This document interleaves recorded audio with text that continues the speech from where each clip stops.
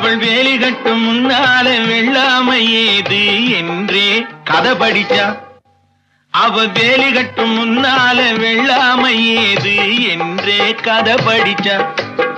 அவன் காதலுக்கும் பின்னாலே கல்யாணம் வருமா என்றே கையடிச்சான். அவன் காதலுக்கும் பின்னாலே கல்யாணம் வருமா என்றே கையடிச்சான். அவளாகட்டும் என்றே ஆசையில் நின்றே அத்தானின் காதை கடிச்சா.